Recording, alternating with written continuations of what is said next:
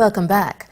Kumul Petroleum Holdings Limited presented a 4.5 million kina cheque to its subsidiary, the Kumul Petroleum Academy, today. The money will support the Academy's first batch of intakes to have an opportunity to be trained at the institution. The incentive is to upskill local Papua New Guineans to take the lead in the oil and gas industry. Jacqueline Yala reports. The Kumul Petroleum Academy is located at Idubada in Port Moresby. It is the first live gas training center in the South Pacific with world-class facilities. The academy was set up to train nationals to fill the gap in the hydrocarbon and energy power construction sector. A total of 32 trainee students were selected out of more than 2,000 students who have applied to study at the academy. Half of them were sponsored by Kumul Petroleum Holdings and ExxonMobil respectively. Today, the presentation of the 4.5 million kina will cater for the 16 students sponsored by Kumul Petroleum. The students will undertake the training for 15 months, both in theory and in practice. With the Kumul Petroleum Academy, PNG is expected to produce and supply an internationally certified and accredited workforce. We want to start off as oil and gas, but you can branch out. So have open mind, and you must have the right attitude to absorb what the trainers are telling you, and you stay in campus and learn as much as you can. When the life plan comes, it actually puts you into practice. How you will behave, how you will be conscious about safety, the environment around you, the people around you, and the steps you have to go through to control these high-risk work environments that you will be entering. The academy also aims to produce qualified and skilled engineers to take on challenges in the industries around the world. The benefits of oil and gas industry is not only in terms of revenue to government, but in terms of skill development. By skill development, we want to see young Papua New Guineans not only working in Papua New Guinea. One of the interesting part of this training facility is that when you leave this place, you can work anywhere in the world. The PNG LNG project was a success, but with most money going out of the country on the expense of the foreign labor. Now, with the introduction of the academy, Papua New Guineans are in the position to take up the positions that has been once occupied by expatriates.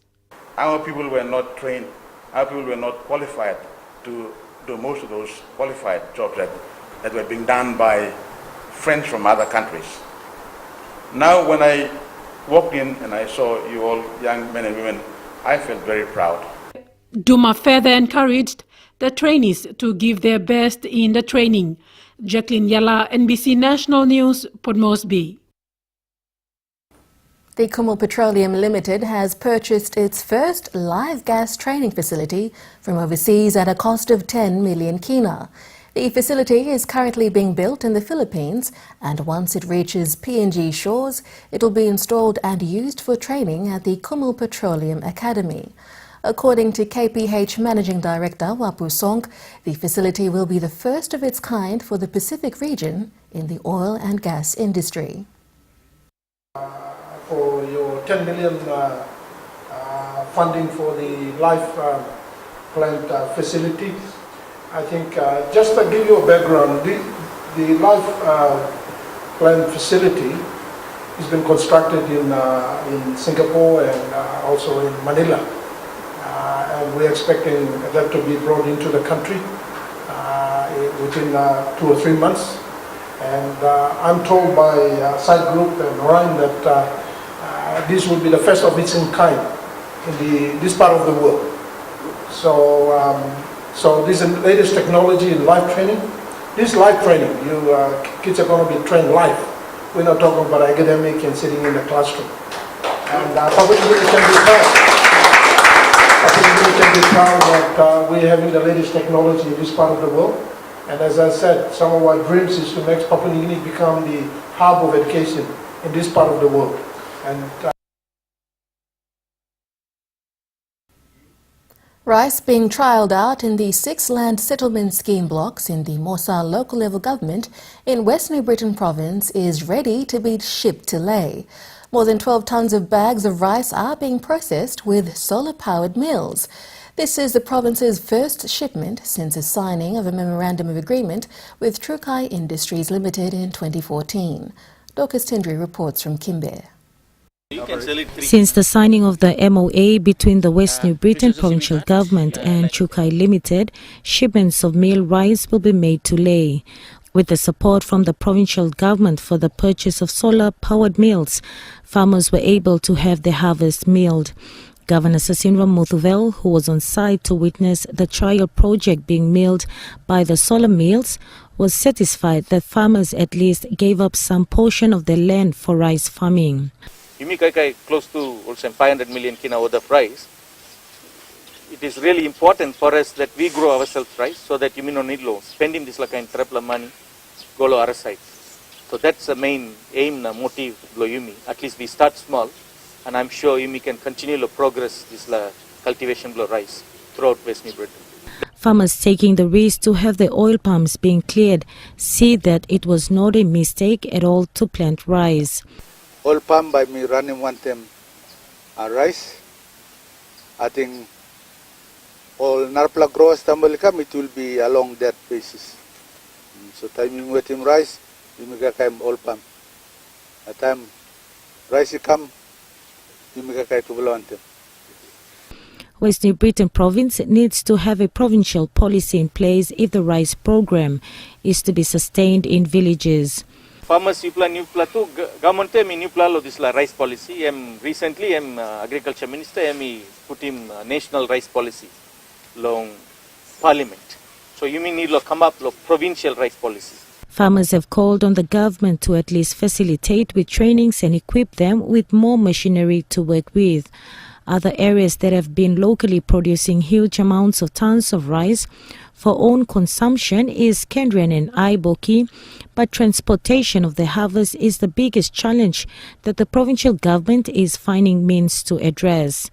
Dorcas Tindri, NBC National News, Kimbe.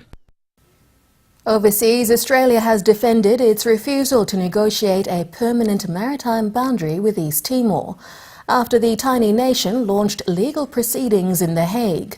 Australia argues that East Timor has benefited from an interim treaty signed in 2006 to distribute revenue from oil and gas deposits, but East Timor wants that torn up. Home, Janana Guzmao appeared buoyed by his supporters as he arrived at the Permanent Court of Arbitration to put East Timor's case. Inside the commission, the former president argued that Australia had exploited a weak country during treaty negotiations over tens of billions of dollars worth of oil and gas revenue. You must understand that at the time, Timor had nothing. Our land was scorched, our people killed by hundreds of thousands. At stake, revenue from the Greater Sunrise oil and gas fields. Under a 2006 treaty, 80% lies in Australian waters.